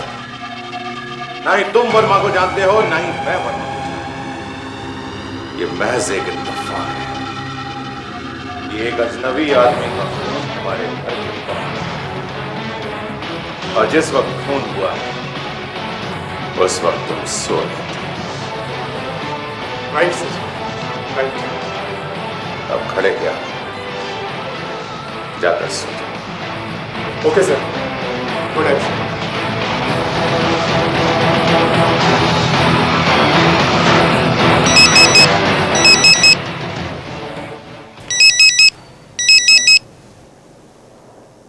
हेलो। जय भैरव। ये मारा मारी का खेल तू शुरू किया नहीं नामदार, लेकिन खत्म मैं करूंगा। मैं आज तेरे वजीर को मैं मार डाला, वो वजीर जिसकी तुझे सबसे ज्यादा जरूरत थी, वो वजीर जिस पर तुझे सबसे ज्यादा विश्वास था, मार दिया उसको मैं, मार दिया।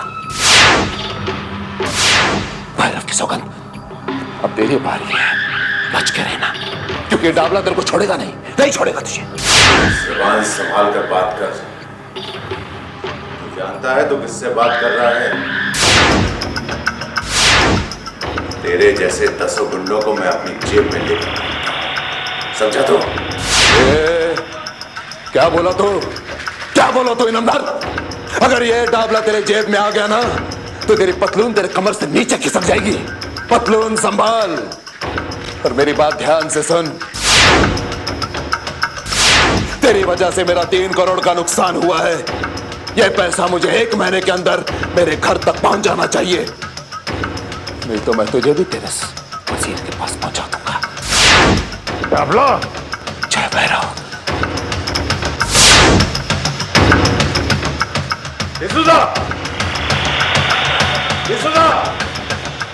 Yes sir. इस घर की सिक्योरिटी बढ़ा दो। मैंने कहा ना, इस घर की सिक्योरिटी बढ़ा दो। Yes sir. कमिश्नर साहब को कल घर बुलाओ। Okay sir. डाबला।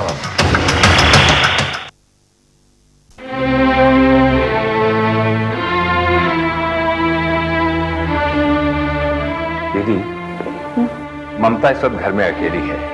मेरे ख्याल से श्वेता और तुम दोनों घर चले जाओ। मैं नहीं जाऊंगी, तुम मुझे घर जाने के लिए मत कहो।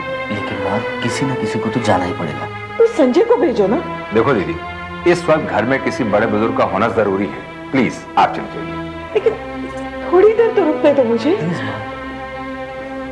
मेरी बात मानिए और चलिए। आइए, मैं आपको नीचे तक छोड़ देता हूँ। आइए। हाँ श्वेता।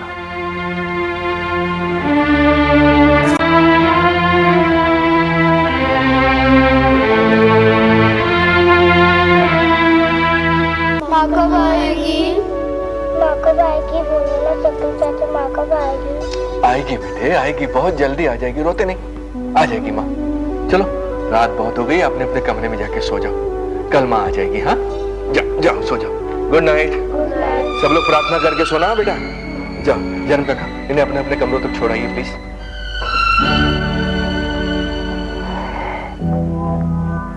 सुधा, मुझे तो ऐसा लगता है जैसे कुछ लोग हमारी माँ और हमारे सदन के पीछे पड़ गए हैं। मैं तो सपने में भी नहीं सोच सकता कि हमारे बाबूजी। अरे नहीं, ये सब झूठ है, सफेद झूठ है। तुम ठीक कह रहे हो शकील। मुझे तो यह सब ग्रह नक्षत्रों का चक्कर नजर आता है। पहले ही तुम्हारे केस की वजह से माँ कितनी परेशान थी, और अब बाबूजी। शकील, आज सुबह से मेरा मन हॉस्पिटल जाकर बाबूजी को देखने का था। मन तो मेरा भी बहुत कर रहा था सुना, लेकिन जयराम काका ने मना कर दिया तो मैं भी। इस बारे में अमित को बताया है? तुम ना भी बताते तो मुझे मालूम था। मैंने दोपहर के अखबार में खबर पढ़ी थी। मैं देश के ऐसे दुश्मनों से मिलना नहीं चाहता। ना तो उनके लिए मेरे मन में आदर है और ना ही सिंपैथी। अमित, ये सब क्या बातें कर रहे हो तुम? ये मैं नहीं, अखबार कह रहा है। अरे अखबारों को तो अपना माल बेचने के लिए कोई ना कोई मुद्दा चाहिए होता है। किसी भी बात को बड़ा चढ़ा कर छापना ये उनका पेशा है। ये बात तुम भी जानते हो शकील कि तिल का ही ताड़ बनता है। बात इतनी सी है, लेकिन इतनी कर जाती है। मानता हूं इस बात को, लेकिन मुद्दा यह है कि इतनी सी बात भी क्यों है? ये एक साजिश हो सकती है अमित। साजिश? झूठ को छिपाने का सबसे अच्छा लफ्ज है ये, साजिश। यहां कुछ दिन रहने के बाद मैं कल्याणी चौधरी को बड़ा ईमानदार, आदर्शवादी समझता था, लेकिन आज यकीन के साथ कह सकता हूं कि समाज सेवा की आड़ में यह सब अपना उल्लू सीधा कर रहे हैं। अमित, तुम बाबूजी के बाप पर आरोप लगा रहे हो। तुम्हें इतना भी नहीं मालूम कि हमारा उनसे क्या रिश्ता है?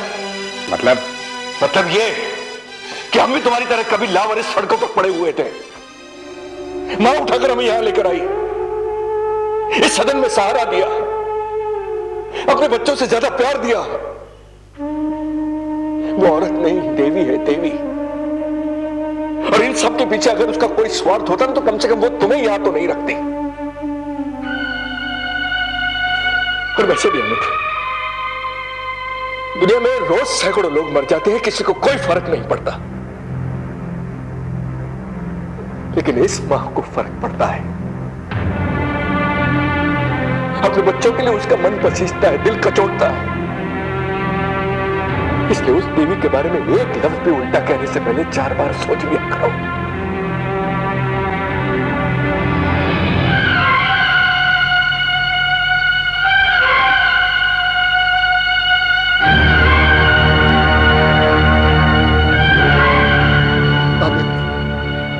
अस्पताल में बाबूजी जीवन और मौत के साथ संघर्ष कर रहे हैं।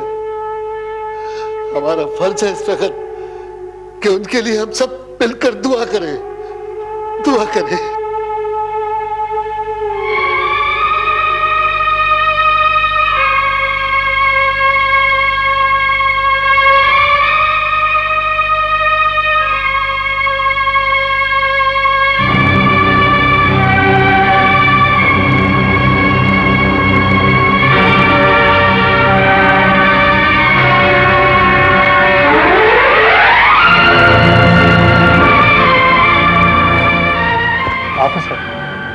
फरार बलराज चौधरी को होश आ चुका है और वो अपना बयान देना चाहते हैं। आप इंस्पेक्टर महात्रे और मजिस्ट्रेट साहब को बुला सकते हैं। Okay doctor.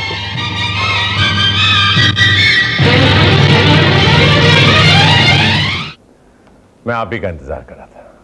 D'Souza. Yes sir. कुछ चाय नाश्ता लेकर आया। Okay sir. बैठिए सर।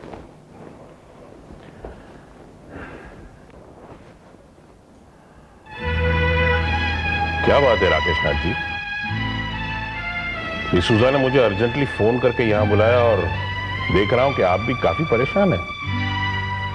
कमिश्नर साहब, बात ही परेशानी की है, इसीलिए आपको तकलीफ दी। कल रात से मेरे बंगले पर कई थ्रेटनिंग कॉल्स आ रहे हैं और मुझे जान से मारने की धमकी दी जा रही है।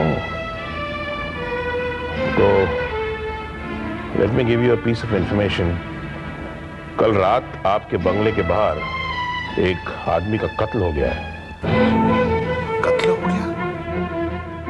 मेरे बंगले के बाहर? Oh my God! और मुझे इस बात का पता भी नहीं चला। ये कितने बजे की बात होगी? कत्ल शायद 10 साढ़े 10 के बीच में हुआ होगा। एक एनोनिमस कॉलर ने हमें 1-1:30 बजे के आसपास फोन करके इस बात की इत्तला दी। वैसे मरने वाले का नाम गौतम वर्मा था। Gautam Verma? Gautam Verma, Gautam Verma. I can't recollect it. ये नाम मेरे लिए बिल्कुल नया है। राकेश नाथ जी, मुझे ऐसा लग रहा है कि आपको जो ये थ्रेटनिंग कॉल्स आ रहे हैं और आपके बंगले के बाहर जो ये कत्ल हुआ है, उसमें डेफिनेटली कोई ना कोई कनेक्शन है। उस वक्त आपके घर में कौन कौन था? कमिश्नर साहब, मैं, मेरी पत्नी, मेरी बेटी, डिसूजा और कुछ नौकर चाकर हैं बस। इनमें से किसी ने उस कातिल को देखा तो नहीं?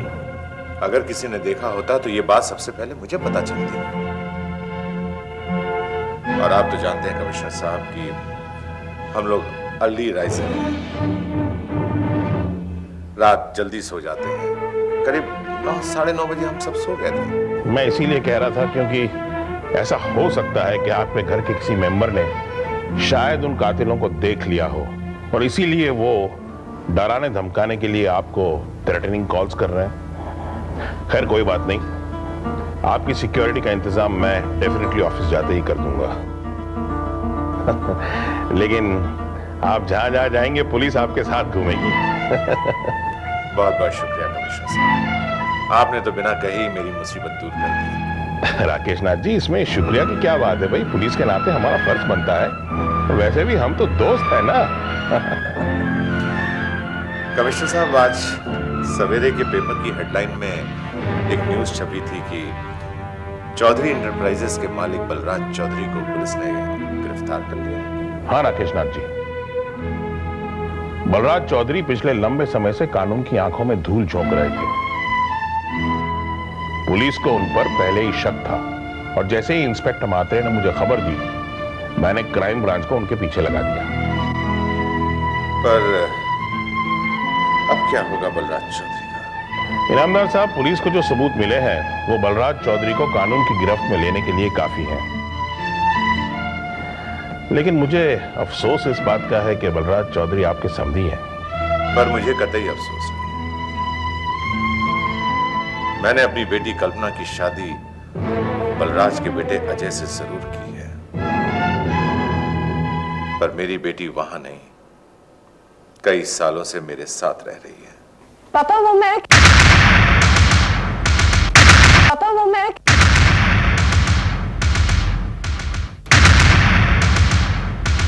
मुझ पर ये लोग कितना बड़ा अत्याचार कर रहे हैं। मेरी मदद कीजिए, प्लीज मेरी मदद कीजिए। सिर्फ एक बार मुझे मेरी बच्ची से मिलवा दीजिए। मेरी मदद कीजिए, प्लीज मेरी मदद कीजिए। बेटी, ये कमिश्नर साहब, और कमिश्नर साहब ये मेरी बेटी कल्पना। Hello uncle. हेलो बेटा, if I am not mistaken, मैंने तुम्हें सब इंस्पेक्टर संजय की शादी में देखा था। बेटी मेरे ख्याल से तो तुम्हारे ऊपर जो ज्यादतियां हुई हैं उसके बदले में तुम्हें कोर्ट में मुकदमा दायर करना चाहिए। कमिश्नर साहब, मैंने तो अपनी बेटी का डिवोर्स कब का करा दिया था, लेकिन कमिश्नर साहब मेरी बच्ची कोर्ट कचहरियों में जाने से डरती है। इसे यकीन है कि अजय को एक दिन सच्चाई का पता चलेगा और उस दिन वो चौधरी खानदान को छोड़कर मेरी बच्ची के पास चला आएगा। राकेश नाथ जी, लगता है कि वो वक्त आ गया है। बलराज चौधरी के खानदान की सच्चाई का तो खुलासा हो ही चुका है और जो बाकी रहा है वो कोर्ट में हो जाएगा। अगर अजय के भीतर सच्चाई है तो वो जरूर अपनी फैमिली को ठुकरा कर अपनी बेटी के साथ यहां चला आएगा। वैसे मैं चलता हूं। अच्छा कमिश्नर साहब। और हाँ, मेरी अगर कोई भी जरूरत हो तो निसंकोच बताइएगा। आप जैसे दोस्तों के रहते हुए संकोच कैसा। चलिए मैं आपको बाहर तक। चलिए। ओके बेटा।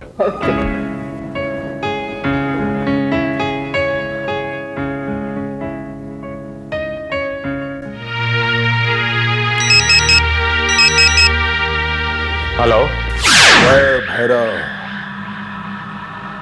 इनामदार, तो कमिश्नर तो क्या सारी की सारी पुलिस फोर्स भी अपने घर के आगे खड़ा कर देगा ना, तो भी नहीं बचेगा। अगर मैंने पुलिस को तुम्हारा नाम बता दिया होता तो तुम जेल की सलाखों के पीछे होते डाबला। इनामदार, तू नाम की बात करता है? तेरे कमिश्नर ने तो हर पुलिस थाने में मेरी फोटो चिपका रखी है, मोस्ट वांटेड डाबला। अब मेरी बात ध्यान से सुन।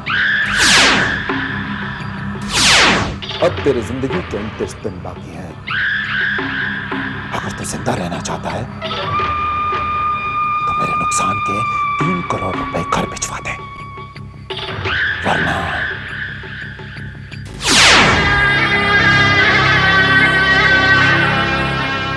इसका कोई ना कोई बंदोबस्त करना ही होगा।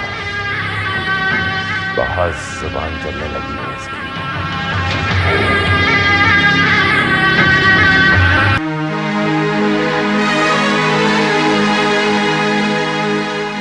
मिस्टर बलराज चौधरी,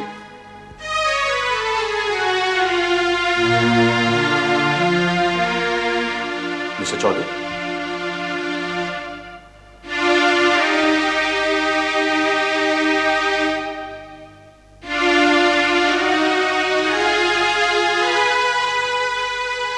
कोई बात नहीं मिस्टर चौधरी, आप लेटे लेटे ही अपना बयान दे सकते हैं, प्लीज।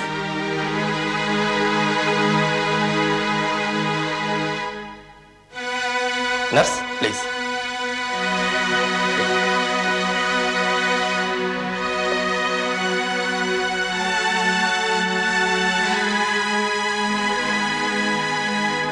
मैं बलराज चौधरी अपने पूरे होशो हवास में ये बयान देता हूँ, बैंकॉक में जो बलराज एंटरप्राइजेस का माल भेजा गया था, उसके साथ जो पुलिस को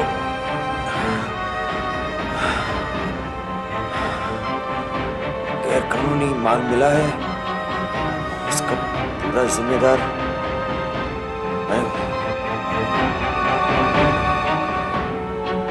मेरे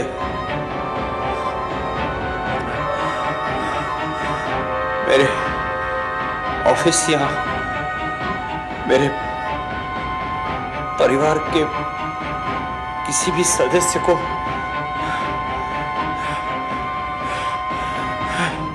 इस मामले में कुछ भी पता नहीं है। मैं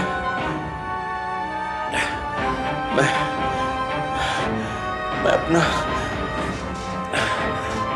गुनाह कबूल करता हूं और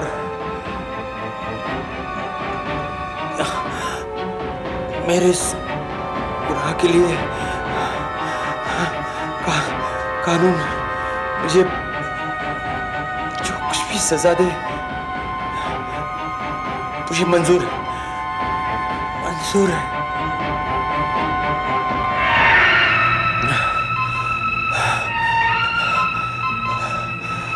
मजिस्ट्रेट साहब, मैं एक बार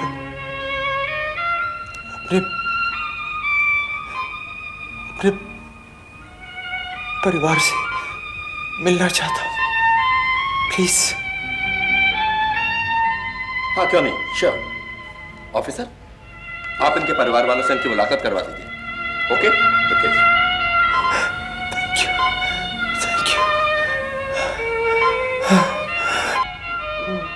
okay, thank you Mister Chaudhary.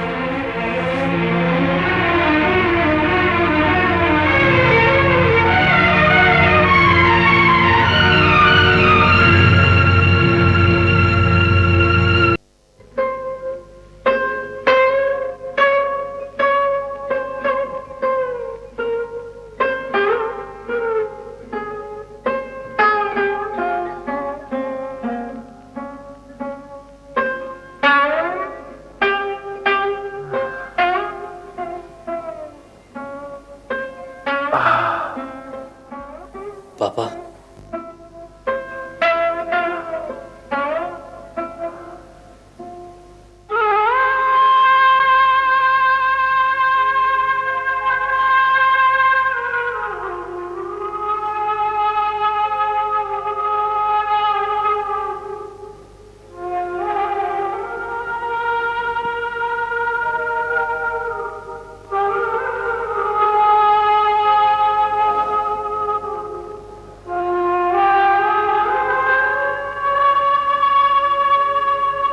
Kalyani कहाँ है?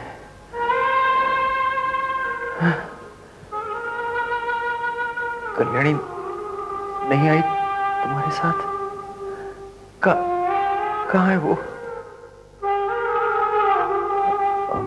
पापा घर पे ममता और नेहा अकेले हैं, तो अंकल ने माँ और श्वेता को घर पे भेज दिया है।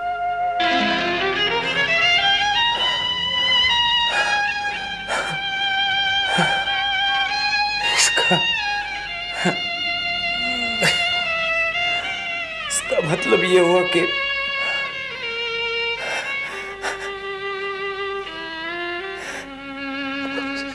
भगवान को हमारी आखिरी मुलाकात मंजूर नहीं।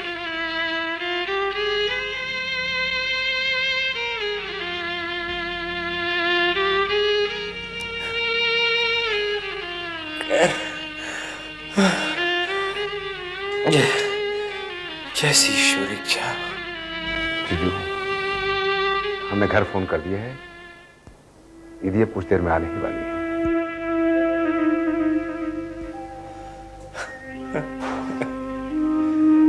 नहीं अमर, अब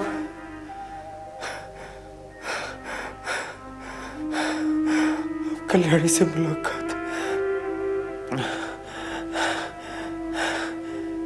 नहीं हो पाएगी। पापा, आपको कुछ नहीं होगा, आप बिल्कुल ठीक हो जाएंगे। डॉक्टर मेहता ने हमें पूरा भरोसा दिलाया है, आपको कुछ नहीं होगा।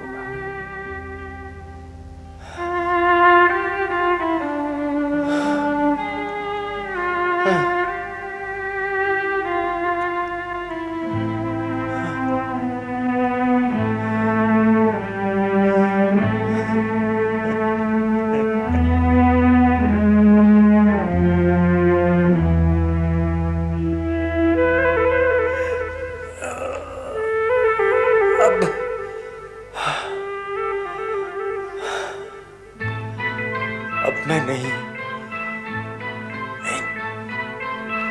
आ बचूंगा।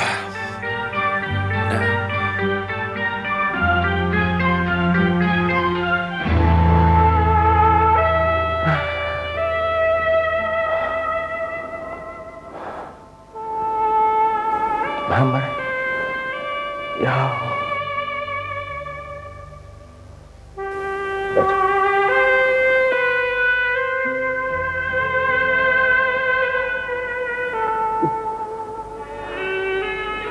अमर,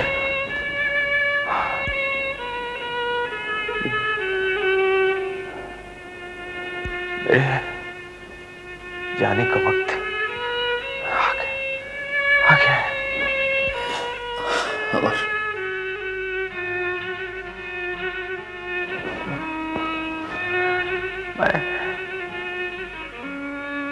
मैं जानता हूं कल्याणी बहुत स्ट्रांग है, पहाड़ से भी मजबूत उसका आत्मविश्वास है। लेकिन अमर,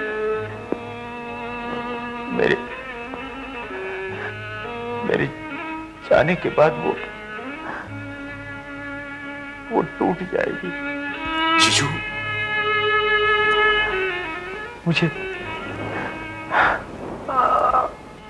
बोल लेने दो अमर, मुझे बोल लेने दो, वरना मरकर भी मुझे चैन नहीं मिलेगा।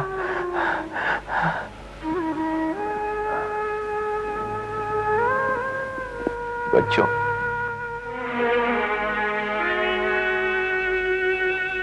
आज से तुम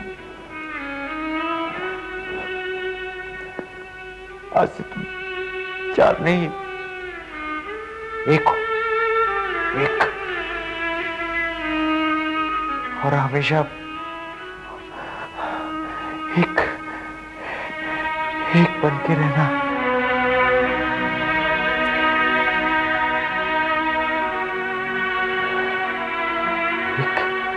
एक बनकर रहोगे तो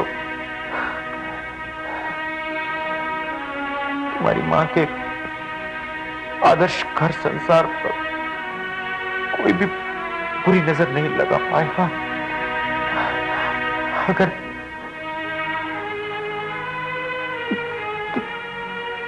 तुम बिखर जाओगे तो परिवार भी बिखर जाएगा।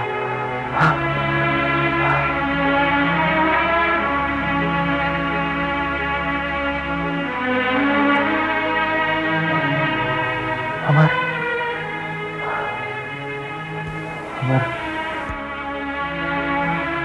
मुझे एक वचन दो। हाँ, वचन दो अमर। मेरे जाने के बाद तुम मेरे परिवार को संभालोगे। वचन मुझे